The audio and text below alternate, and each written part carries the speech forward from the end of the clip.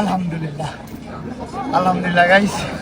Prince Mamun গেছে হজ করতে, এদিকে বুড়া বিটি দেশে থেকে হাজির হয়ে গেছে। আপনাদের মনে হইতেই পারে এই বুড়া বিটি কাফনের কাপড় পরে যাইতেছে কই।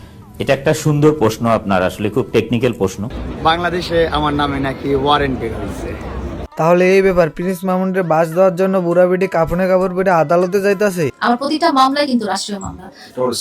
তো এখানে রাষ্ট্র বনাম মামুন, এখানে আমি লাইলা বনাম মামুন না। মানে কি বলবো, যাই হোক। কবিগুরু জনীন্দ্রনাথ বলেছিল, অল্প বয়সে পাকিলে বাল, দুঃখ থাকিবে চিরকাল। এর জলজান্ত উদাহরণ হচ্ছে প্রিন্স মামুন। সঠিক বলেছেন।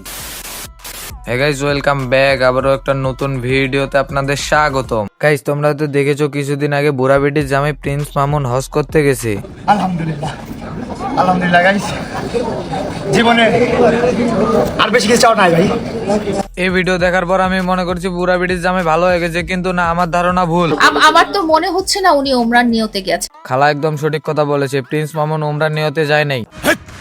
কি বলছিস তুই? কারণ একজন মানুষ যখন হজ করতে যায় তখন তার জীবনে করা পাপগুলোর প্রতি অনুতপ্ত হয়ে আল্লাহর কাছে ক্ষমা প্রার্থনা করে। সঠিক বলেছেন। আর এদিকে বুড়া বেটির জামাই প্রিন্স মামুন হজ করতে গিয়া ব্যাকগ্রাউন্ডে নাচ বাসন্তী নাচ গান লাগাই আর টিকটক করতেছে।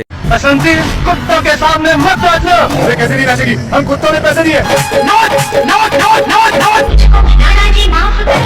এদের মতো লোকের জন্য কিছু মানুষ ইসলাম ধর্মটাকে নিয়ে হাসি ঠাট্টা করে। মানুষ হজ করে ভালো হওয়ার জন্য, আর এই হজ করে শয়তানি আরো বাড়ছে। কথায় আছে না, কুত্তার লেজ কখনো সোজা হয় না, যত চেষ্টা করাই হোক।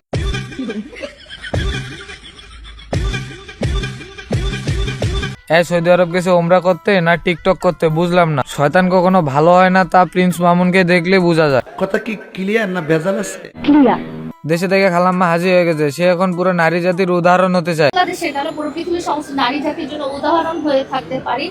খালা, আপনি পুরো নারী জাতির উদাহরণ হয়ে থাকবেন, কারণ আপনি যে কাজ করছেন। বিষয়টা একটু ব্যাখ্যা করবে? হাঁটুর বসি পোলার লগে আপনি 3 বছর অবৈধ সম্পর্কতে জড়াইছেন। তারপর যখন তাদের সম্পর্ক একটু খারাপ হলো, পোলাটারে নারী নির্যাতনের কেস দিল। এখন সে আইসা বলতেছে মলমের মতো গলে কোনো ছেলে প্রেমে পড়বেন না। আপনারা যারা মলমের মতো ছেলেদের প্রেমে পড়ে যান, নাম খ্যাতি কিংবা হচ্ছে গিয়ে মিষ্টি কথায় পড়তে যান, তারা আপনারা পড়বেন না। খালার এই কথা শুনে আমার গাইস, ভিডিওটা এই পর্যন্ত ছিল। ভিডিও ভালো লাগলে একটি লাইক এবং চ্যানেলটি সাবস্ক্রাইব করে দিবেন। পেজ থেকে দেখলে পেজটি ফলো করে দিবেন।